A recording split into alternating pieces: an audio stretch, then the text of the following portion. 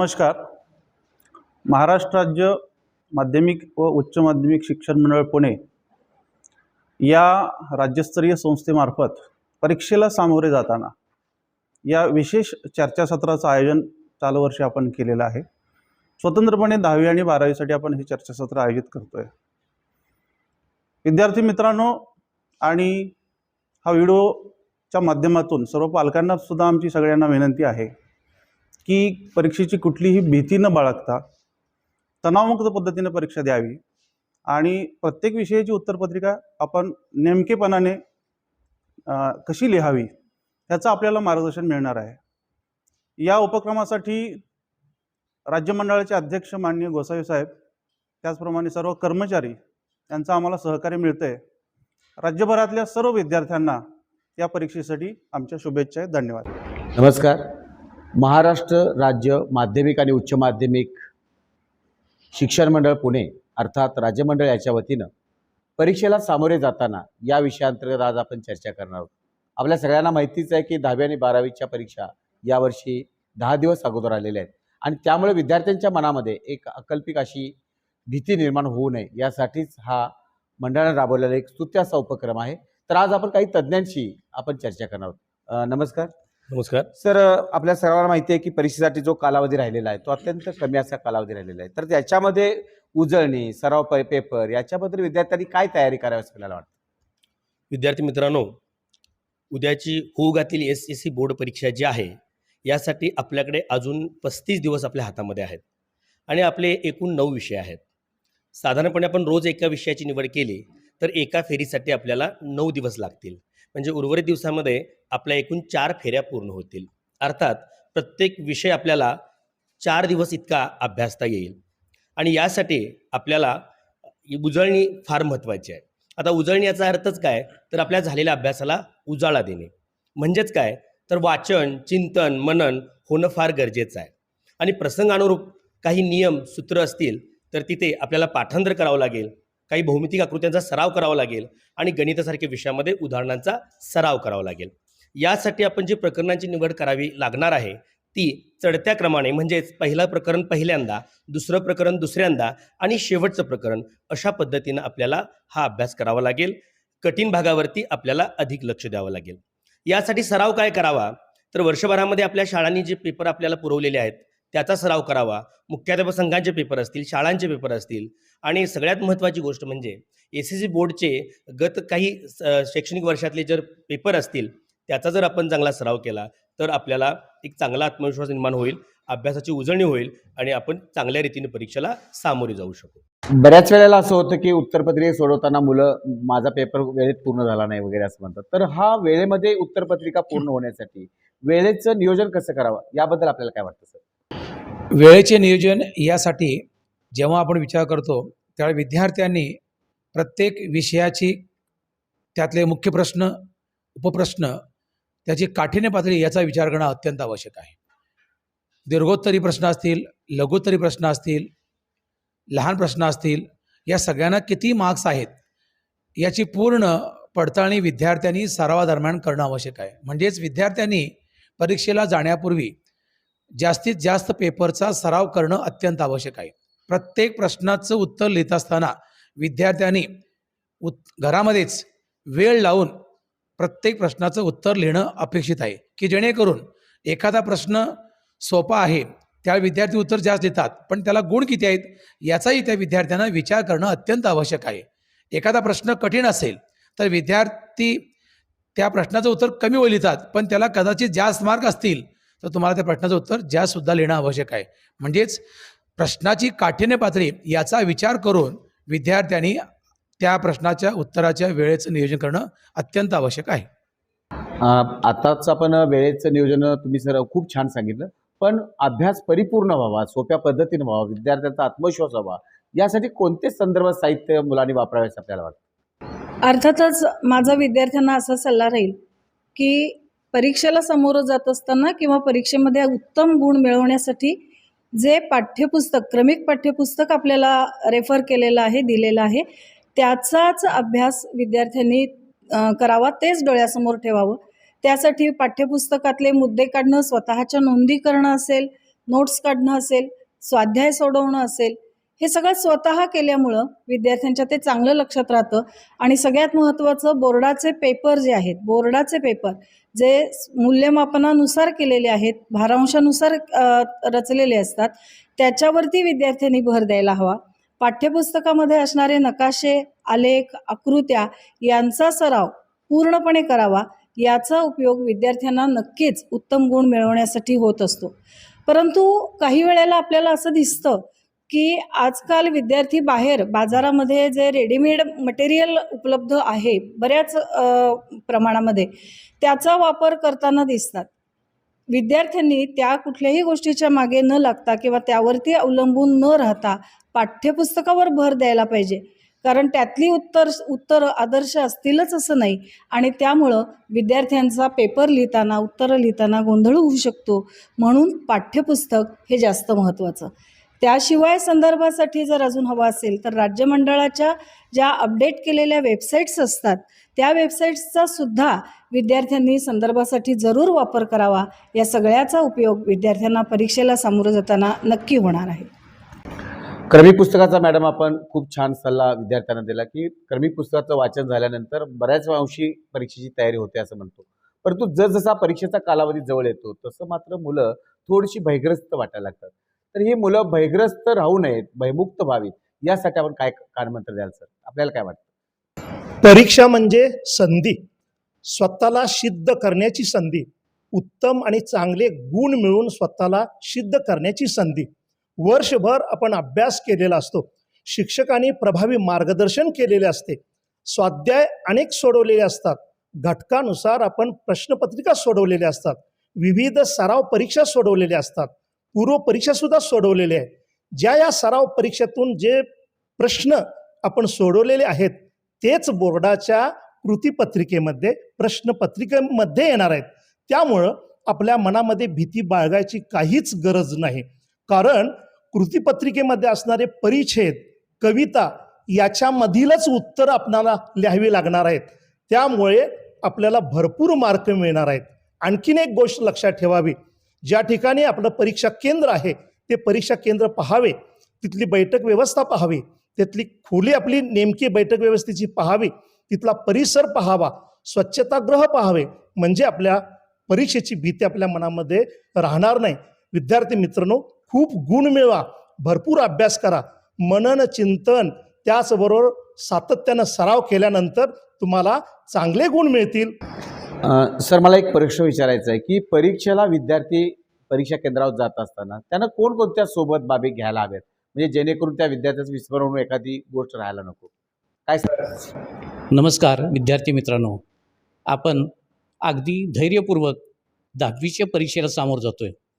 बाहेर पडत असताना आपण परीक्षेचा आज पेपर कोणता आहे हे जसं पाहतो आहे तसं परीक्षा केंद्रावर जाताना आपल्याला त्या दिवशी लागणारं जे साहित्य आहे ते घेऊन बाहेर पडत असताना बोर्डानं आपल्याला उपलब्ध करून दिलेलं प्रवेशपत्र, शाळेनं दिलेलं ओळखपत्र, टोक असलेली पेन्सिल, रबर, पट्टी, त्यासोबत पाण्याची बॉटल, 2 शाईचे काळे किंवा निळे पेन, इतकं सर्व साहित्य अगदी आठवणीनं घेऊन परीक्षा केंद्रावर अर्धा तास आधी पोचायचं आहे.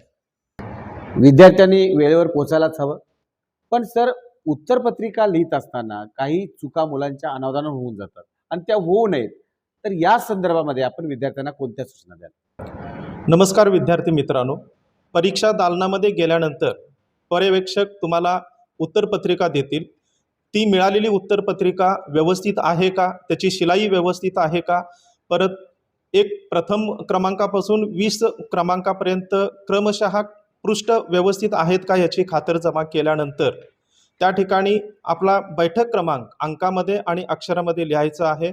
पर्यवेक्षक तुम्हाला जे बारकोड देतील तो बारकोड आपल्याच नंबरचा आहे, त्याच विषयाचा आहे याची खातरजमा केल्यानंतर आपण तो योग्य ठिकाणी चिकटवायचा आहे. जर आपल्याला तो जमत नसेल तर पर्यवेक्षकांच्या मदतीनं तो त्या ठिकाणी चिकटवायचा आहे. त्याचबरोबर पृष्ठ क्रमांक 3पासून आपल्याला उत्तरं लिहायची आहेत. त्यामध्ये सुद्धा उत्तर लिहित असताना दोन्ही बाजूला समास करण्याची आवश्यकता नाही. डाव्या बाजूला जो समास आहे त्या समासापासूनच आपण उत्तरं लिहायची आहेत. त्याचबरोबर उत्तरलेखन करत असताना काळ्या किंवा निळ्या एका शाईचा वापर त्या ठिकाणी उत्तर लेखनासाठी आपण करायचा आहे. त्याचबरोबर परीक्षा दालनामध्ये गेल्यानंतर आपल्या आजूबाजूला कोणत्या प्रकारचे कागदाचे चिटोरे वगैरे आहेत का, कोणतं इतर साहित्य आहे का याची खातरजमा करून, जर असल्यास ती त्या कक्षातील पर्यवेक्षकांच्या ताब्यात ते साहित्य द्यायचं आहे. उत्तरपत्रिका लिहित असताना कोणत्याही प्रकारचा गैरप्रकार त्या ठिकाणी करता कामा नये किंवा उत्तरपत्रिकेतील एखादं पृष्ठ त्या ठिकाणी फाडायचं नाही किंवा परीक्षा कक्षाच्या बाहेर न्यायचं नाही आहे. त्याचबरोबर परीक्षा दालनामध्ये एखाद्या विद्यार्थ्याशी बोलणं किंवा इशारा करणं हा गैरप्रकार होऊ शकतो आणि त्या पद्धतीनं परीक्षा नियमानुसार किंवा राज्य मंडळाची जी काही शिक्षेची तरतूद आहे ती त्या तरतुदीनुसार आपल्याला त्याची शिक्षा होऊ शकते. याची दखल घेऊन आपण परीक्षा दालनामध्ये आपलं वर्तन जे आहे ते व्यवस्थित ठेवणं आवश्यक आहे. धन्यवाद. तर ह्या होत्या विद्यार्थी परीक्षा केंद्रावर जाण्यापर्यंतच्या सर्व मार्गदर्शक सूचना. विद्यार्थ्यांनी अत्यंत चांगल्या पद्धतीने ह्या गोष्टी जाणीवपूर्वक लक्षात घ्या. आता आपण विविध विषयांवरती चर्चा करणार आहोत आणि पहिल्यांदा आम्ही सुरुवात करतो मराठी विषयाला. मराठी विषयासाठी ज्या काही गोष्टी करावयाच्या आहेत त्या संदर्भात आता आपण तज्ञाशी चर्चा करूया. आता आपण मराठी विषयासंदर्भात चर्चा करणार आहोत. सर, मला सांगा, मराठीमध्ये कृतीपत्रिका जी आहे ती सोडवताना त्याच्यामध्ये अधिक गुण विद्यार्थ्यांना मिळतात. तर या कृतीपत्रिका कशा सोडवायच्या त्याबद्दल आपण मुलांना काय मार्गदर्शन कराल? माय मराठी नाव मराठी मराठ मूळ गान, महाराष्ट्र मातीत जन्मलो हाच मला अभिमान. प्रथम भाषा मराठी या भाषेचा अभ्यास करताना खूप आनंद आणि समाधान वाटतं. कारण या मराठी पाठ्यपुस्तकावर आधारित असणारी ही कृतीपत्रिका विद्यार्थ्यांना भरभरून गुणही देते आणि गुणवानही बनवते अशी ही कृतीपत्रिका आहे. गद्य विभाग, पद्य विभाग, स्थूल वाचन, त्याचबरोबर भाषा अभ्यास आणि उपयोजित लेखन अशा पद्धतीची या कृतीपत्रिकेची बांधणी. गद्य विभागामध्ये 12 गद्य आहेत. त्यापैकी 2च गद्यावर त्यातील 2 परिच्छेद या परीक्षेमध्ये विचारले जातात आणि त्याला अनुसरून आकलन कृती असतात. एक उतारा अपठित असतो.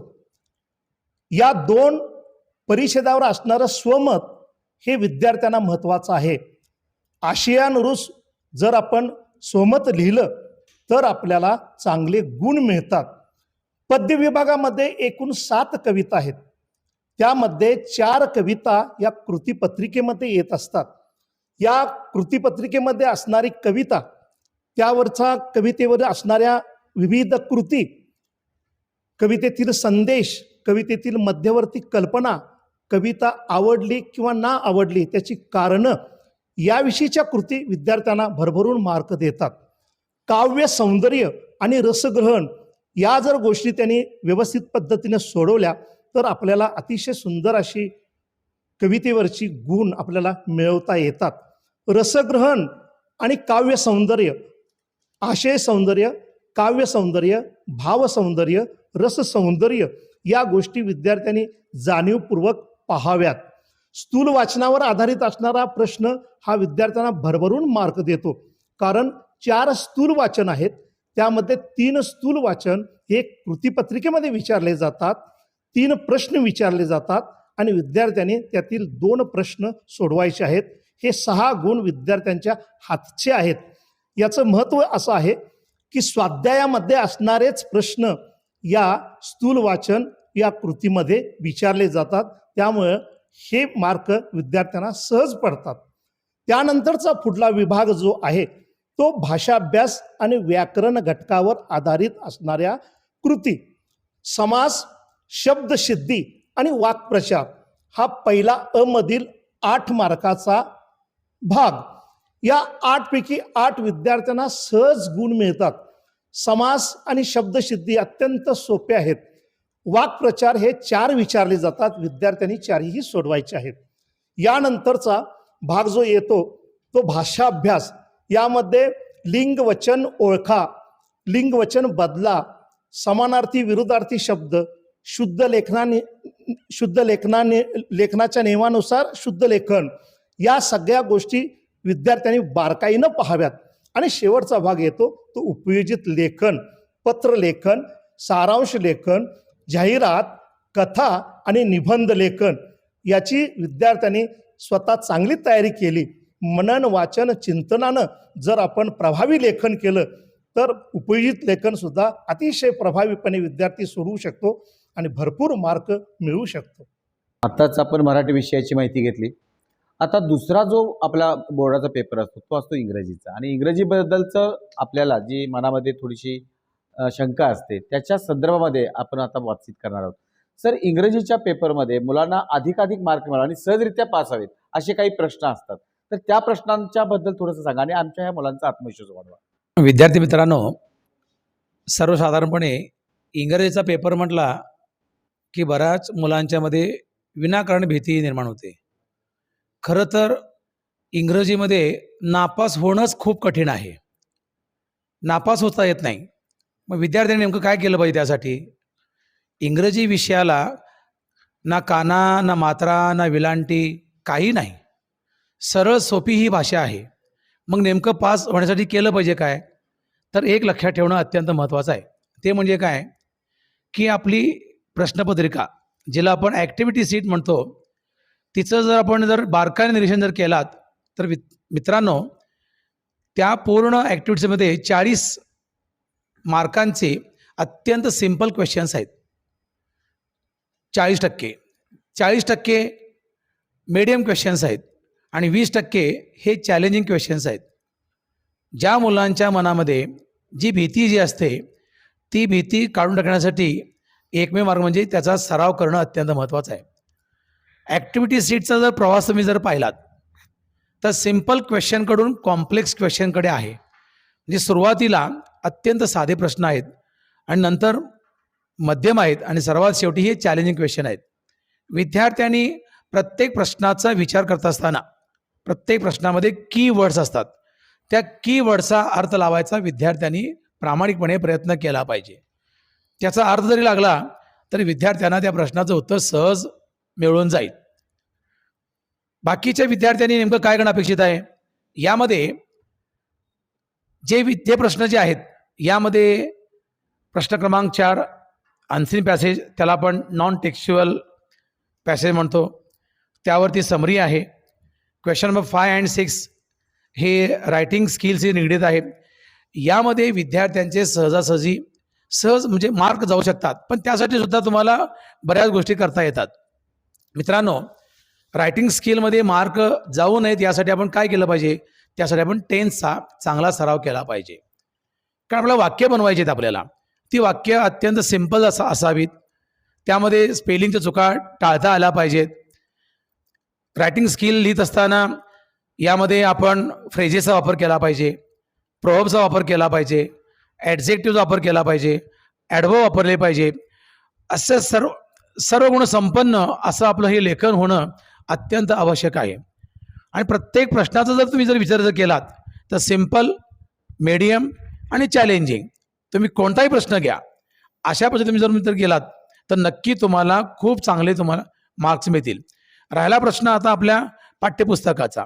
विद्यार्थी मित्रांनो, आपल्या संपूर्ण ॲक्टिव्हिटी सीटचा तुम्ही जर विचार केलात तर पाठ्यपुस्तकावरच आपली ॲक्टिव्हिटी सीट आधारित आहे. अजूनही वेळ गेलेली नाही आहे. आपण पूर्वीचे जे पेपर आहेत, मागच्या वर्षीचे, त्याच्या मागच्या वर्षीचे, आपण सगळे पेपर सराव म्हणून सोडवावेत. आणि पाठ्यपुस्तकाचा क्रम कसा आहे? त्यामध्ये चिटचॅट आहेत, त्याचबरोबर काही ॲक्टिव्हिटी आहेत. मार्जिन स्पेसमध्ये काही क्वेश्चन्स आहेत, त्यामध्ये व्होकॅब्युलरी आहे, इंग्लिश वर्कशॉप आहे. या सगळ्यांचा आपण चांगल्या प्रकारे सराव जर केलात, एकही विद्यार्थी नापास होणार नाही. जे मिडियम विद्यार्थी आहेत त्यांना खूप चांगले मार्क मिळतील आणि जे टॉपर्स विद्यार्थी जे आहेत त्या विद्यार्थ्यांना 80 पैकी 80 सुद्धा गुण सहज मिळू शकतात, जरी भाषा विषय जरी असला तरी. शेवटी मला एक सांगायचं आहे, टॉप जे विद्यार्थी जे असतात त्या विद्यार्थ्यांनी आपल्या पंक्च्युएशनकडे लक्ष देणं अत्यंत महत्त्वाचे आहे. या सगळ्याच गोष्टीचा आपण जर बारकाईने विचार केलात तर इंग्रजीमध्ये नापास होणंच खूप कठीण आहे. सर्वच विद्यार्थ्यांना येणाऱ्या परीक्षेसाठी खूप खूप शुभेच्छा. धन्यवाद. नापास होणंच अवघड हे वाक्य ऐकून तुम्हाला खूप धीर आला असेल ना. आता वळूया आपण हिंदी विषयाकडे. हिंदी तशी आपली राष्ट्रभाषा. अनेक टी व्ही सिरियलवरने आपण हिंदीचा भाषेचा नेहमीच उपयोग करत असतो. तर या हिंदी भाषेच्या विषयाबद्दल आपल्याला नेमक्यापणानं काय सांगता येईल हे आपण तज्ज्ञांना विचारूया. तर काय सांगाल सर या हिंदी विषयाबद्दल? नमस्कार विद्यार्थी मित्रांनो. हिंदी विषयाची उत्तरपत्रिका लिहित असताना एक आदर्श उत्तरपत्रिकेचा नमुना कसा असावा या संदर्भात आपण या ठिकाणी चर्चा करणार आहोत किंवा याबद्दल माहिती पाहणार आहोत. आपल्याला माहिती आहे की प्रश्नपत्रिकेमध्ये एकूण 5 प्रश्न आहेत आणि प्रश्नपत्रिकेचं स्वरूप तुम्हाला माहिती आहे की गद्य, पद्य, पूरक पठण, व्याकरण आणि उपयोजित लेखन या 5 घटकांच्या वरती ही कृतीपत्रिका अवलंबून आहे. यामध्ये पहिले 3 प्रश्न जे आहेत ते पाठ्यपुस्तकावरती आधारित आहेत. यामध्ये गद्यामध्ये आकलनाच्या कृती आहेत, त्यानंतर शब्दसंपदा आहे, त्याचबरोबर अभिव्यक्ती आहे. आता बऱ्याचशा विद्यार्थ्यांचे मार्क जे आहेत हे अभिव्यक्तीमध्ये जात असतात. त्या परिच्छेदावरती विचारलेला जो प्रश्न आहे त्या प्रश्नाचं उत्तर आपण आपल्या भाषेमध्ये योग्य पद्धतीनं लिहावं लागतं. आता हे उत्तर लिहित असताना तिथं स्वतःचं त्या प्रश्नाच्या संदर्भात किंवा त्या विचाराच्या संदर्भात आपले विचार त्या ठिकाणी व्यक्त करायचे आहेत. ते विचार सकारात्मक असतील किंवा नकारात्मक असतील यामध्ये तुम्हाला अंक मिळून जाणार आहेत. त्याची काळजी करू नये. त्यामुळे बरेचसे विद्यार्थी स्वमत लिहिण्याकडे जात नाहीत, तर त्या विद्यार्थ्यांनी स्वमत लिहिण्याची तयारी आतापासून करावी. त्याचबरोबर दुसरा प्रश्न जो आहे तो कवितेचा आहे. या कवितेमध्ये बघा की एकूण पाठ्यपुस्तकामध्ये 8 कविता आहेत, परंतु या 8 कवितांमध्ये 2 कविता या भक्तिकालीन म्हणजे प्राचीन कविता आहेत. या 2 कवितांपैकी एक कविता ही परीक्षेला विचारलीच जाते. त्यामुळं या दोन्ही कवितेंची पूर्ण तयारी आतापासूनच त्या ठिकाणी करायची आहेत, म्हणजे ते 6 मार्क आपल्या त्या ठिकाणी आराममध्ये मिळून जाणार आहेत.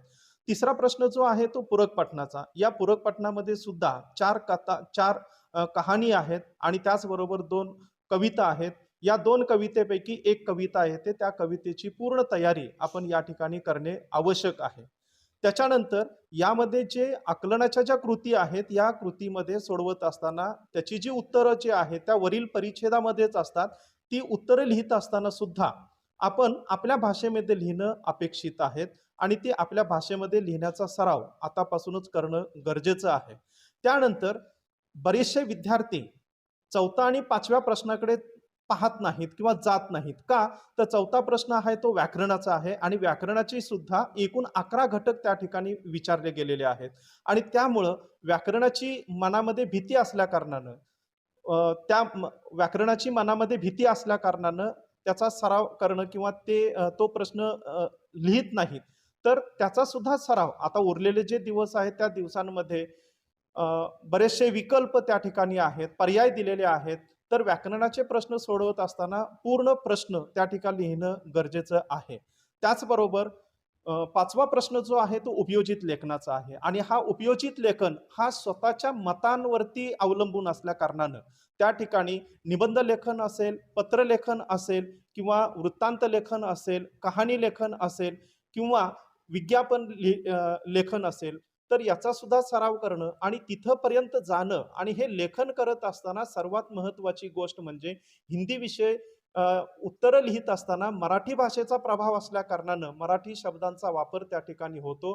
त्याचबरोबर व्याकरणिकदृष्ट्या आपलं लिखाण जे आहे ते प्रमाणित असावं याकडे जास्तीत जास्त लक्ष देणं विद्यार्थी मित्रांना गरज आहे. आता जो राहिलेला वेळ जो आहे त्या वेळामध्ये जास्तीत जास्त उपयोजित लेखनाचे जे काही घटक आहेत त्या घटकांची आपण तयारी करावी आणि हा योग्य पद्धतीनं आणि अधिक मार्क मिळवून देणारा जो प्रश्न आहे त्याची पूर्ण तयारी कराल अशी मला अपेक्षा आहे. धन्यवाद. विद्यार्थी मित्रांनो, आत्ताच आपण हिंदी विषयाचा अभ्यास कसा करावा या संदर्भात ऐकलं. आता पुढचा जो विषय आहे गणित, आणि या गणित विषयाबद्दल आज आपण तज्ज्ञांच्याकडून माहिती घेणार आहोत. सर, मला हा प्रश्न एक विचारायचा आहे तुम्हाला की गणित विषयामध्ये पास होण्यासाठी काही शॉर्टकट्स आहेत का? हो सर. साधारणपणे कोणत्याही विषयाचा अभ्यास करायचा झाला तर वाचन, चिंतन आणि मनन हीच त्रिसूत्री आहे. अर्थात गणितात सुद्धा ही लागू पडते. साधारणपणे आपण कोणताही पाठ उघडला तर त्या पाठाची प्रस्तावना असते. ती प्रस्तावना झाल्यानंतर एखादं सूत्र, नियम, गृहीतक मांडलेलं असतं.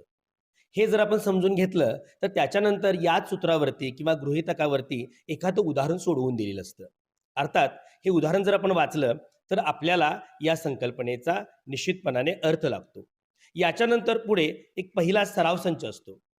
याच आधारावरती सराव संचातलं एखादं उदाहरण जर आपण घेतलं आणि ते सोडवायचा प्रयत्न केला तर ते सुटतं. अशा पद्धतीनं हा पहिला सराव संच होतो. अशा छोट्या छोट्या संकल्पनांसाठी 2, 3, 4, 5, 6 असे सराव संच पाठ्यपुस्तकामध्ये दिलेले आहेत. असे सर्व पाठ्यपुस्तकातले सराव संच जर आपण सोडले तर त्याच्यानंतर पुढे प्रश्नसंच येतो आणि हा प्रश्नसंच जर आपण सोडवला तर त्या संबंध पाठाची तयारी होते. यामध्ये काही शाब्दिक उदाहरणं येतात, काही भौमितिक रचना येतात आणि काही तारांकित प्रश्न येतात. अशा भागाची जर आपण तयारी केली तर निश्चितपणानं आपल्याला गणित विषयाची उत्तम तयारी झाली असं या ठिकाणी म्हणता येतं. अर्थात ही तयारी करत असताना एखादा भाग आपल्याला कठीण वाटत असेल किंवा जड जात असेल तर या प्रसंगी आपण तज्ज्ञांशी किंवा शिक्षकांशी संपर्क साधून त्यांची मदत घेऊ शकतो आणि त्यांच्या मदतीनं हे कठीण वाटणारे जे घटक आहेत ते आपण सहज सोप्या पद्धतीनं समजून घेऊ शकतो. अशा पद्धतीनं झालेल्या भागाचं वाचन, त्याच्यावरती चिंतन, मनन केल्यानंतर आपल्याला पाठ्यपुस्तकातील या भागाची तयारी होते. सर, आपला दुसरा प्रश्न असा आहे की गणिताचा पेपर लिहावा कसा? आता सगळ्यात महत्त्वाची गोष्ट अशी आहे की साधारणपणे गणिताचा पेपर जो आहे तो 60 गुणांचा आहे. त्यातील आपल्याला 40 गुण मिळवायचे आहेत. म्हणजे 40 गुणांचा पेपर लिहायचा आहे तर इथे आपल्याला चॉईस आहे. नंबर 2ची गोष्ट जी आहे ती एकूण हा जो पेपर आहे तो 120 मिनिटांचा आहे आणि आपल्याला 40 गुणाचा पेपर त्याच्यामध्ये सोडवायचा आहे. म्हणजे एका गुणासाठी आपल्याला 3 मिनिटं इतका कालावधी वापरता येतो. तर यासाठी आपण काय करावं तर सुरुवातीला आपली जी 10 मिनिटं जादाची मिळत आहेत ह्या 10 मिनिटामध्ये गणिताच्या प्रश्नपत्रिकेमध्ये असणारे 1 ते 5 प्रश्न की ज्याच्यामध्ये उपप्रश्न असतील हे 1 ते 5 प्रश्न आपण वाचून घ्यावेत. आणि आपली एक सहज प्रवृत्ती असते की जो भाग आपला सोपा वाटतो किंवा जो भाग आवडीचा आहे तो आपल्या मनाला लगेच पकडला जातो. म्हणून आपण 1 ते 5 प्रश्न वाचत असताना जे प्रश्न सोपे आहेत ते मनामध्ये धरून ठेवावेत. आता 10 मिनिटामध्ये प्रश्नपत्रिका वाचून झाल्यानंतर जेव्हा प्रत्यक्षात आपण प्रश्नपत्रिका सोडवायला सुरुवात करतो तेव्हा ती सुरुवात प्रश्न क्रमांक 1 पासून असावी. प्रश्न क्रमांक 1, 2, 3, 4, 5 असाच तो पेपर आपण सोडवावा. यामध्ये मला एक गोष्ट सांगावीशी वाटते की विद्यार्थ्यांनी जादाचे प्रश्न जे आहेत ते सोडवण्याची आवश्यकता नाही किंवा त्याच्या मागे लागू नये. जे प्रश्न आपण निवडणार आहोत ते प्रश्न उत्तमरित्या सोडवावेत. जास्त त्याच्यावरती आपण केंद्रीकरण करावं आणि तो प्रश्न चांगल्या पद्धतीने सोडवावा. आता मी असं सांगेन की पहिला जो प्रश्न आहे तो 8 गुणांसाठी आहे आणि मग 3 मिनिटाचा जर हिशोब लावला तर 24 मिनिटामध्ये पहिला प्रश्न व्हायला पाहिजे. प्रश्न क्रमांक 2 जो आहे तो आपला 12 गुणांसाठी आहे म्हणजे तो 36 मिनिटामध्ये व्हायला पाहिजे. प्रश्न क्रमांक 3 जो आहे तो 9 गुणांचा आहे तो 27 मिनिटांमध्ये व्हायला पाहिजे. प्रश्न क्रमांक 4 जो आहे तो 8 गुणांचा आहे तो 24 मिनिटांमध्ये व्हायला पाहिजे आणि प्रश्न क्रमांक 5 जो आहे तो 3 गुणांसाठी आहे तर तो 9 मिनिटांमध्ये व्हायला पाहिजे. इतकं चांगलं वेळेचं व्यवस्थापन केलं की तो पेपर जो आहे तो आपला आत्मविश्वासानं आणि चांगल्या पद्धतीनं आपल्याला सोडवता येईल. त्यामध्ये 5वा प्रश्न जो आहे तो मुक्तोत्तरी आहे आणि या प्रश्नामध्ये आपल्याला स्वतःचं समयसूचकता वापरली तर असे प्रश्न आपल्याला सहजगत्या अवगत होतात आणि ते सहज सोडवता येतात. खास करून मी म्हणेन की प्रश्न क्रमांक 4 जो आहे हॉट्स, हा जो प्रश्न आहे आपल्या पुस्तकातील जे सर्व तारांकित प्रश्न आहेत किंवा उपयोजनात्मक प्रश्न आहेत की ज्याच्यामध्ये शाब्दिक उदाहरणांचा समावेश आहे, अशा उदाहरणांची जर आपल्याला तयारी चांगली करता आली तर प्रश्नपत्रिकेमध्ये असे प्रश्न आपल्याला त्रास देत नाहीत, ते सहज सुटतात आणि आपल्याला या विषयातले किमान पास होण्यापासून ते पैकीच्या पैकी गुण मिळवण्यापर्यंत इतकी तयारी आपल्याला विषयाची साधता येते. तर सर, गणिताची आपण खूप छान माहिती सांगितली, त्यामुळं आमच्या सर्व विद्यार्थ्यांचा आत्मविश्वास वाढला असेल असं मला वाटतं. आता वळूया आपण विज्ञान विषयाकडे. खरं तर विज्ञान विषयाचा अभ्यासक्रम खूप आहे अशीच सर्वांची धारणा आहे आणि विज्ञान विषयाचा अभ्यास करत असताना मुलांना थोडंसं गोडी अधिक वाढावी. सर, काय सांगाल विज्ञान विषया संदर्भामध्ये की तो जो विज्ञान विषय आहे त्याची उत्तरपत्रिका लिहित असताना काय मार्गदर्शन करा? सर, तुम्ही म्हणालात त्याप्रमाणे विज्ञान विषयाचा अभ्यासक्रम जरी जास्त असला तरी माझ्या मतानुसार सर्वात कमी लिहायला लागणारा पेपर म्हणजे विज्ञान. कारण कमी लिहून जास्तीत जास्त गुण विज्ञान विषयात मिळवता येतात. कारण इथं फापट पसाऱ्याला फारसं महत्त्व नाही आहे. नेमकेपणानं आणि अचूक उत्तर लिहिलं तर कमीत कमी शब्दात आम्ही जास्तीत जास्त आशय विज्ञान विषयात पोचवू शकतो. तर माझा असा प्रयत्न राहील की विज्ञान विषयामध्ये एक तुम्हाला आत्मविश्वास निर्माण करण्यासाठी काय करावं लागेल. तर आता परीक्षेला जो कालावधी शिल्लक राहिलेला आहे त्याचा विचार करता तुम्ही एक रणनीती आखली पाहिजे. या उर्वरित दिवसामध्ये आपल्याला काय करायचं आहे, आपला अभ्यास किती पूर्ण झाला आहे, अजून कोणत्या घटकाकडे लक्ष द्यायला पाहिजे याचा एक प्लॅन तयार करून त्या पद्धतीनं तुम्ही तयारीला लागायचं आहे, कारण आता वेळ फारच कमी आहे. आणि दुसरा मुद्दा असं की तुम्हाला प्रश्नपत्रिकेचं ब्ल्यूप्रिंट कळायला पाहिजे, त्याचं स्वरूप कसं आहे हे कळायला पाहिजे. मला वाटतं विज्ञान विषयाचं स्वरूप अतिशय सोपं आहे. प्रश्न पहिला, दुसरा, तिसरा, चौथा अशी 4च प्रश्न आहेत. प्रश्न पहिला 1 गुणाचे प्रश्न असतात, प्रश्न दुसरा 2 गुणाचे प्रश्न असतात, प्रश्न तिसरा 3 गुणाचे प्रश्न आहेत, प्रश्न चौथा तेवढा 5 गुणाचा प्रश्न आहे. म्हणजे इथं एक मुद्दा लक्षात घ्या, जेवढ्या गुणाचे प्रश्न आहेत तेवढेच मुद्दे इथं अपेक्षित आहेत. विज्ञान विषयामध्ये मुद्देसूद उत्तराला फार महत्त्व आहे. समजा 2 गुणाचा प्रश्न आहे तर 2 मुद्दे लिहिला तर ते 2 मार्क मिळतात. 3 गुणाचा प्रश्न आहे, 3 मुद्दे लिहिला 3 मार्क मिळतात. आणि 5 गुणाचा प्रश्न असेल तर त्यात 5 मुद्दे असतात, 5 मुद्दे लिहिला की 5 मार्क तुम्हाला मिळतात. मुद्देसूद उत्तर लिहिणं गरजेचं आहे. आणि आश्चर्याची आणखीन एक गोष्ट सांगतो, इथं जी प्रश्न विचारलेले असतात ना त्यात बऱ्याच वेळा 3 गुणाचा प्रश्न आहे असं समजा तर त्यात 3 उपप्रश्न विचारलेले असतात. म्हणजे तुम्हाला 3 मुद्दे लिहावे सुद्धा लागणार नाहीत, आपोआपच तुम्ही 3 उपप्रश्नांची 3 उत्तरं देणार आहात. या पद्धतीनं प्रश्नपत्रिका अतिशय सोपी असते, तुम्हाला फक्त मुद्देसूद उत्तरं लिहायचे आहेत. आता प्रश्न असा आहे, विज्ञान विषयामध्ये फारसं पाठांतर चालत नाही. पाठांतर करून काय काय करणार आहे तुम्ही? फक्त महत्त्वाचं म्हणजे व्याख्या, नियम आणि सूत्र या 3च गोष्टी तुम्ही पाठ करू शकताय. बाकी सर्व जो विषय आहे तो आकलनावर आधारित आहे किंवा विचार प्रवर्तक प्रश्नावर आधारित असतो. त्यामुळे तुम्हाला जे ते घटक समजणंच गरजेचं आहे. समजून घेऊन तुम्ही स्वभाषेत ती उत्तरं लिहिणं इथं अपेक्षित आहे. आता प्रश्न असा आहे, 11th आवरला, आता या कमी वेळेमध्ये मला विज्ञान विषयाचा सर्व अभ्यास करायचा आहे, तर तो कसा करता येईल? तर माझं एक मगाशी मी इंग्रजीचा ऐकत होतो त्यावेळी लक्षात आलं कीवर्ड्स. त्या कीवर्ड्सचा तुम्ही सायन्समध्ये फार बेमालूमपणे चांगल्या पद्धतीनं वापर करू शकताय. म्हणजे फॉर एक्झाम्पल एक उत्तर तुम्हाला सांगायचं झालं तर शास्त्रीय कारणे द्या हा एक जो प्रश्न आहे त्याच्यामध्ये एक प्रश्न घेऊया आपण की गणामध्ये सर्व मूलद्रव्यांची संयुजा सारखी असते असं शास्त्रीय कारण द्यायचा प्रश्न आहे. तर याच्या उत्तरामध्ये कोणते कीवर्ड्स येतात बघा. पहिला कीवर्ड्स येतो गणाची संयुजा किंवा मूलद्रव्याची संयुजा शेवटच्या कक्षेतल्या इलेक्ट्रॉनच्या संख्येवरून ठरते. यातली इलेक्ट्रॉनची संख्या हे कीवर्ड होईल. एवढं जर तुम्ही लक्षात ठेवला तर या कीवर्डच्या सहाय्यानं तो वाक्य तुम्ही फेर रचना करून तुमच्या स्वभाषेत लिहू शकताय. आणि याला जोडून एकाच गणात असणाऱ्या मूलद्रव्यांच्या शेवटच्या कक्षेत समान इलेक्ट्रॉन असतात. इथं जे समान इलेक्ट्रॉन आहेत हा कीवर्ड आहे. हा शब्द जर तुम्हाला आठवला तर तुम्ही पूर्ण वाक्यरचना तुमच्या शब्दात करू शकताय. आता दीर्घोत्तरीचा एक विचार करूया 5 गुणाच्या प्रश्नाचा. समजा फुलाची रचना हा प्रश्न आलेला आहे. तर या फुलाच्या रचनेमध्ये महत्त्वाचं काय आहे तर कोणते कीवर्ड्स येतात बघूया. सगळ्यात महत्त्वाचं कीवर्ड्स येतं फूल हे प्रजननाचं कार्यात्मक एकक आहे. मग यातला कीवर्ड आहे कार्यात्मक एकक. कार्यात्मक एकक समजला तर तुम्ही पूर्ण वाक्य लिहू शकताय, स्वभाषेत लिहू शकताय. दुसरे महत्त्वाचे शब्द आहेत आवश्यक मंडल आणि अतिरिक्त मंडल. तुम्हाला माहीतच आहे कोणती मंडल आहेत त्याचं वर्णन तुम्ही करू शकताय. हे 2 कीवर्ड आहेत. त्यानंतर येतं पुमंग आणि जायंग.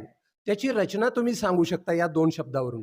आणि पुढचं आहे एकलिंगी फूल आणि उभयलिंगी फूल. आणि शेवटचं येतं पुष्पवृंती आणि स्थानबद्ध फूल. ही महत्त्वाची कीवर्ड्स जर तुम्ही लक्षात ठेवला तर पूर्ण 5 मार्काचा प्रश्न तुम्ही स्वभाषेत परत एकदा योग्य पद्धतीनं छान त्याची रचना करू शकता आणि त्याची मांडणी करू शकताय. म्हणून जाता जाता स्मार्ट काम असं करायचं आहे की कीवर्ड्सच्या साहाय्यानं अभ्यासाची तयारी केला तर ती तयारी लवकरात लवकर आणि प्रभावी होऊ शकते. सर, विज्ञान विषयाचा आपण अगदी ओघवत्या शैलीमध्ये खूप छान सांगितलं. त्यामुळे थोडासा आणखीन आत्मविश्वास आम्हा सर्व विद्यार्थ्यांचा वाढला असेल असं मला वाटतं. आता आपण वळूया समाजशास्त्र विषयाकडे, ज्याच्यामध्ये भूगोल आणि इतिहास या 2 विषयांचा अंतर्भूत होतो. तर भूगोल विषयाच्या संदर्भामध्ये आता आपण तज्ज्ञांशी बातचीत करूया. नमस्कार मॅडम, काय सांगाल भूगोल विषयाचा पेपर सोडवण्याच्या संदर्भामध्ये आमच्या या विद्यार्थ्यांना? खरं तर बऱ्याच विद्यार्थ्यांना भूगोल हा विषय थोडा जड वाटतो, अवघड वाटतो उत्तरं लिहित असताना. प्रत्यक्षात तसं अजिबात नाही आहे. खरं हा भूगोल हा विषय पूर्णपणे स्कोरिंगचा विषय आहे, कारण विज्ञानाशी संबंधित असणारा असा विषय आहे. आणि त्यामुळं उत्तरं मुद्देसूद अचूक लिहिली की पैकीच्या पैकी मार्क मिळवून देणारा असा विषय आहे. दुसरं, मुलांच्याकडून बऱ्याच वेळेला असं विचारलं जातं की कुठली प्रकरणं जास्त महत्त्वाची आहेत, कुठलं प्रकरण टाळलं तर चालेल. तर विद्यार्थ्यांना हे सांगायचं आहे की भूगोलची 9 प्रकरणं आहेत आणि 9ही प्रकरणांना समान भारांश म्हणजे समान मार्कांचं वेटेज आहे. त्यामुळे कुठलंही प्रकरण ऑप्शनलला विद्यार्थ्यांनी टाकायचं नाही आहे. जर तुम्ही एखादं प्रकरण ऑप्शनला टाकलात तर तेवढ्या गुणांचं विद्यार्थी मित्रांनो तुमचं नुकसान होऊ शकतं. दुसरी गोष्ट अशी आहे की पेपर लिहिताना पेपरचा जो मार्किंग सिस्टीम आहे त्याच्यामध्ये 22-18ची मार्किंग सिस्टीम आहे, पॅटर्न आहे. त्याच्यामध्ये 22 मार्क हे वस्तुनिष्ठ प्रश्नांचे आहेत आणि फक्त 18 मार्क दीर्घोत्तरीचे. 22 मार्क हे अगदी हातचे आहेत. ते कुठल्या कुठल्या प्रश्नांमध्ये आहेत ते मी सांगणारच आहे. 22 मार्कांपैकी चौथा प्रश्न आणि 6वा प्रश्न हे जे 2 प्रश्न आहेत ह्या प्रश्नांचे गुण तुम्हाला हमखास गुण मिळवून देणारे असे हे 2 प्रश्न आहेत. कारण चौथा प्रश्न जो आहे तो नकाशावर आधारित आहे. नकाशा भरायचा आहे आणि नकाशावर आधारित प्रश्नांची उत्तरं लिहायची आहेत. आता नकाशावर आधारित असणारा असल्यामुळे समोर तुमचा नकाशा असतो. फक्त तो नीट ऑब्झर्व करायचा, निरीक्षण करायचं आणि त्यातून बघून तुम्ही ती उत्तरं लिहायची. किती सोपं आहे हे. आणि आलेखाचा जो 6वा प्रश्न आहे त्याच्या संदर्भात जर बोलायचं झालं तर त्याच्यामध्ये अ आणि आ हे जे 2 भाग आहेत त्याच्यात अ मध्ये आलेख काढायचा असतो. आता आलेख काढताना काय होतं, काही वेळेला आलेख काढणं आणि त्याच्यावरचे प्रश्न याच्यामध्ये आलेख काढताना थोडंसं काय होऊ शकतं, प्रमाण चुकू शकतं किंवा त्याच्यामध्ये अक्षर जे आहेत त्या अक्षरांवरची माहिती भरायची राहून जाते किंवा काही वेळेला असंही जाणवतं की स्तंभालेख काढायला सांगितले आणि रेषालेख काढला गेलाय. त्याच्यामुळे अख्खेच्या अख्खे मार्क त्या प्रश्नाचे जातात विद्यार्थ्यांचे. जर आलेखामध्ये तुम्हाला अडचण असेल आलेख काढण्यामध्ये तर त्याचा जो ऑरचा प्रश्न आहे 6आचा त्याच्यावरती विद्यार्थ्यांनी भर दिला तर अजिबात गुण जाणार नाही आहेत. कारण 6आ हा प्रश्न जो आहे हा प्रश्न समोर तुम्हाला आलेख छापील दिलेला असतो आणि त्याच्यातली माहिती त्याच्यातली आकडेवारी बघून तुम्हाला उत्तरं लिहायची असतात. फक्त याच्यामध्ये काही गोष्टी पाळल्या की बस, म्हणजे विधान पूर्ण वाक्यात पाहिजे आहे आपल्याला. दुसरी गोष्ट अशी की आकडेवारी त्याच्यामध्ये समोर पाहून आलेखामध्ये अचूक आली पाहिजे आणि जी आकडेवारी तुम्ही लिहिणार आहात त्या प्रत्येकाचं एकक त्या आलेखामध्ये असतं. ते एककाचाही वापर करणं गरजेचं आहे. उदाहरणार्थ एखादं टक्केवारीमध्ये माहिती आहे तर टक्के हा शब्द त्याच्यामध्ये आला पाहिजे, तो नाही आला तर त्याचा अर्धा गुण हा कट केला जाऊ शकतो. म्हणजे हमखास मार्क मिळवून देणारे हे प्रश्न आहेत. चौथ्या प्रश्नामध्ये नकाशा भरताना तिथं बऱ्याच मुलांना गडबड होते. म्हणजे कसं की अचूकता कमी राहते आणि मग तिथं मार्क जातात. हे मी कशासाठी म्हणते तर समजा पश्चिम घाट भारताच्या नकाशात आराखड्यात दाखवायचे.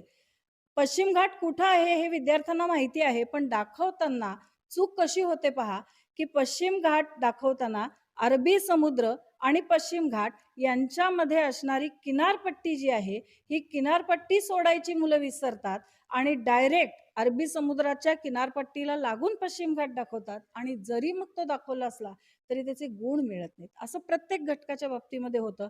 म्हणून नकाशा भरताना अत्यंत अचूकतेनं भरला तर हे दोन्ही प्रश्न हमखास गुण मिळवून देणार आहेत.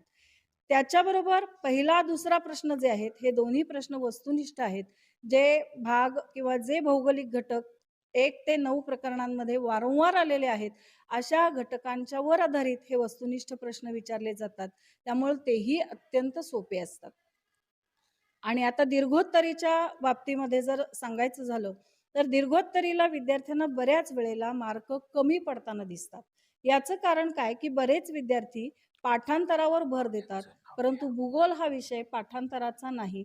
विचार करून समजून आणि तर्कसंगत विचार संगती लावून अशा प्रकारे ही उत्तरं पाहिजेत. कारण मुळातच पहिलं प्रकरण सोडल्यास प्रकरण 2 ते 9 ही सगळी प्रकरणं एकमेकांशी लिंक्ड आहेत, एकमेकांशी संबंधित असल्यामुळं एकाचं लक्षात ठेवल्यानंतर प्रकरण 9 पर्यंत तो संपूर्ण संदर्भ राहतो. उदाहरण द्यायचं तर ब्राझीलचं उत्तर भाग, ॲमेझॉन नदीचं खोरं इथंपासून कशा पद्धतीनं ही साखळी तुम्ही मुद्द्यांची तयार करू शकाल की जिथं 9 प्रकरणं गुंफली जातील. याचं एक उदाहरण सांगायचं तर ॲमेझॉन नदीचं खोरं आहे. ॲमेझॉन नदीचं खोरं विषुववृत्त लक्षात ठेवा. विषुववृत्त लक्षात ठेवलं की जास्त पाऊस जास्त पर्जन्यमान हे आपोआपच येत आहे. जास्त पाऊस जास्त पर्जन्यमान म्हणलं की तिथं त्या ठिकाणी असणारी जैवविविधता, वनच्छेदन आणि मग विरळ वस्ती, मग व्यवसाय तिथं नाहीत, वाहतूक व्यवस्था कमी आहे. हे सगळे मुद्दे आपोआप 1 ते प्रकरण 2 ते 9 मध्ये बसत जातात. अशी जर मुद्द्यांची साखळी तुम्ही विद्यार्थी मित्रांनो स्वतः केलीत, तर संपूर्ण 2 ते 9 प्रकरणं एकमेकात गुंफून अख्खं पुस्तक तुमचं पाठ होऊ शकतं. यातलं फक्त पहिलं प्रकरण क्षेत्रभेद जे आहे ते वेगळं आहे. ते मात्र तुम्हाला बरीचशी उत्तरं स्वमतावरती द्यायची आहेत. त्यामुळे ते प्रकरण तर अजिबात वगळायचं नाहीये. तुमची मतं तुम्ही अत्यंत खुलेपणानं मांडू शकता आणि ते हमखास मार्क मिळवून देणारं असं प्रकरण आहे क्षेत्रभेद. मुद्दे लिहिताना दीर्घोत्तरीचे चुकतं का कुठं माहितीये का, की उत्तरं निबंध वजा लिहिली जातात. तर निबंध वजा उत्तरं न लिहिता अचूक आणि नेमके मुद्दे आणि त्याचं विश्लेषण या पद्धतीनं जर मुद्दे लिहिलेत, तर दीर्घोत्तरीचाही मार्क 1 सुद्धा जाणार नाही याची गॅरंटी. या पद्धतीनं नेमके मुद्दे, अचूक नकाशा वाचन आणि उत्तम सादरीकरण ही जर त्रिसूत्री वापरली, तर भूगोलचे 40 पैकी 40 मार्क कुठेही जात नाहीत. तर आत्ताच आपण मॅडमनी भूगोलच्या बद्दलची सविस्तर माहिती सांगितली. आता वळूया आपण इतिहास विषयाकडे. आणि इतिहासाबद्दल सर आपल्याला विद्यार्थ्यांना काय नेमकेपणानं काय सांगता येईल? विद्यार्थ्यांना सांगण्यासारखं बरंच काही आहे. हा इतिहास राज्यशास्त्र पेपर 40 मार्काचा आहे. 28 इतिहास आणखी 12 राज्यशास्त्र. इतिहासाला प्रकरणं आहेत 9, म्हणजे सरासरी प्रत्येक प्रकरणावर 3 मार्काचं विचारलं जातं. राज्यशास्त्रात प्रकरणं आहेत 5, ज्याच्यावर 12 मार्काला विचारलं जातं. त्याच्यामध्ये ऑब्जेक्टिव्ह बहुपर्यायी असे प्रश्न आहेत आणि त्याच्यामध्ये चूक की बरोबर सकारण स्पष्ट करा असा एक अतिशय महत्त्वाचा प्रश्न आहे. बरेच विद्यार्थी त्याचं उत्तर अचूक लिहितात, बरोबर असेल बरोबर लिहितात, चूक असेल चूक लिहितात. पण चूक आहे तर ते चूक का सकारण कधी स्पष्ट केलं जात नाही बऱ्याच वेळ, किंवा बरोबर आहे तर बरोबर आहे त्याचं सकारण ते स्पष्ट केलं पाहिजे. ह्याच उद्देशानं इतिहासामध्ये सुद्धा काही विधानांचं सकारण स्पष्टीकरण करा असाही प्रश्न आहे. हे 3 नंबर आणि 7 नंबरचे प्रश्न सकारण स्पष्ट करण्यासाठी आहेत. ही कारणं स्पष्ट करणं अतिशय गरजेचं आहे. कारणं स्पष्ट नाही केली तर आपला 75% मार्क कमी केले जातात. 2 मार्क असतील तर अर्धाच मार्क दिला जातो. आणि ज्या अर्थी आपण अचूक सांगतो, अचूक लिहितो, त्या अर्थी त्याचं कारण लिहिणं हे गरजेचं आहे. संकल्पना स्पष्ट करा हा सुद्धा एक वेगळा प्रश्न आहे. आता संकल्पना म्हणजे विद्यार्थी इथूनच सुरुवात करतात. संकल्पना म्हणजे काय, कल्पना म्हणजे माहिती आहेत, पण संकल्पना म्हणजे काय. एखादा विशिष्ट असा अतिशय महत्त्वाचा घटक असतो की जो आपल्या संपूर्ण इतिहासावर नव्हे तर येणाऱ्या भूतकाळातल्या घटनांचा जो आपण वर्तमानकाळात वापर करतोय त्यालाही उपयोग होतो आणि त्या संपूर्ण अभ्यासाचा परिणाम आपल्यावर होतो की आपण सकारात्मक विचार करायला लागतो. म्हणून संकल्पना सोडवत असताना बऱ्याच वेळी त्याची जी माहिती आहे ती अगदी करेक्ट लिहिली गेली पाहिजे. बऱ्याच वेळी त्या संकल्पना अर्धवट लिहिल्या जातात, अपूर्ण उत्तरं लिहिली जातात, ज्या संकल्पना अगदी थोडक्यात आहेत. म्हणजे इतका मोठा पोर्शन असून विस्तृत असं काही त्याचं पोर्शन आहे, तो अभ्यासक्रम आहे, आणखी त्याचं संक्षिप्त रूपात आपल्याला फक्त प्रश्नांची उत्तरं शोधायची आहेत. 40% त्या पुस्तकातला भाग फक्त उत्तरासाठी आहे. 40% भाग शोधला. स्वाध्यायाच्या पाठीमागे जेवढे प्रश्न आहेत त्या सगळ्या प्रश्नांच्या व्यतिरिक्त कोणताही वेगळा प्रश्न बाहेरचा विचारला जात नाही. एक अपठित गद्य नवीन आता सुरू केलेलं आहे. अपठित गद्य ज्याच्यावर तुम्हाला 1, 1 आणि 2 असे 4 मार्काचे प्रश्न विचारले जातात. 3 प्रश्न आहेत ज्यांना 4 मार्क आहेत, ज्याचं उत्तर अगदी पहिल्या ओळीपासून सुरुवात होते. पहिल्या 2 ओळीमध्ये 2 उत्तर असतात आणि उरलेल्या भागामध्ये 2 मार्काचा जो प्रश्न आहे त्याचं उत्तर असतं. ते आपल्याला बघून लिहायचं आहे. बहुपर्यायी चाचणी आहे. त्याचबरोबर आणखी आपल्याला जे थोडक्यात उत्तर लिहा आहे, संकल्पना आहेत, टिपा आहेत, अगदी लहान आहेत. फक्त उरतो प्रश्न दीर्घोत्तरी प्रश्न जो 6 मार्काला आहे, ज्याला 6 मुद्दे लिहावे लागतात. तो प्रश्न 3 मार्काला एक आहे, पण 1 मार्काला अर्धाच मुद्दा दिला जातोय. माहिती भरपूर असल्यामुळे विद्यार्थ्यांनी संपूर्ण 6 मुद्दे त्याच्यामध्ये लिहावेत. 5 मुद्दे लिहिलेत तर त्यामध्ये एखादं चूक असेल तर पुन्हा मार्क कमी होतात. यासाठी सर्व मुद्दे अगदी व्यवस्थित अभ्यासून आणि त्यातले महत्त्वाचेच काही मुद्दे आहेत की जे अगदी परफेक्ट डोक्यात राहू शकतात, जे गोष्टीरूप स्वरूपात सांगितले जातात आणि गोष्टीरूप स्वरूपातच त्याचं आपण काय करायचं आहे ते अगदी आपल्या डोक्यात ते बसवून घ्यायचं आहे. हे जर केलं तर आपल्याला प्रश्नपत्रिका समोर आल्यानंतर उत्तर सोडवताना कोणत्याही प्रकारच्या अडचणी जाणवत नाहीत. अगदी 40 पैकी 40 मार्क मिळालेले अनेक विद्यार्थी आम्ही पाहिलेले आहेत, की ज्यांना कोणताही मार्क गमवावा लागला नाही. म्हणजे अगदी सर्वच्या सर्व मार्क मिळवणं सुद्धा इतिहासामध्ये इतका वास्ट पोर्शन असून शक्य आहे. आणि त्यासाठी विद्यार्थ्यांनी तसाही प्रयत्न करावा. आपणही 40 मार्क मिळवावे. येणाऱ्या परीक्षेसाठी त्यांना आमच्याकडून लाख लाख शुभेच्छा. तर विद्यार्थी मित्रांनो, परीक्षेला सामोरे जाताना आणि त्याचबरोबर परीक्षेची विविध विषयांची तयारी कशी करावी या संदर्भामध्ये आपण सर्व तज्ज्ञांची माहिती ऐकली. मला खात्री आहे की निश्चितच आपणा सर्वांचा आत्मविश्वास हा वाढला असेल. आपण सर्वांनी भयमुक्त वातावरणामध्ये अत्यंत आनंदामध्ये या परीक्षेला सामोरे जावे.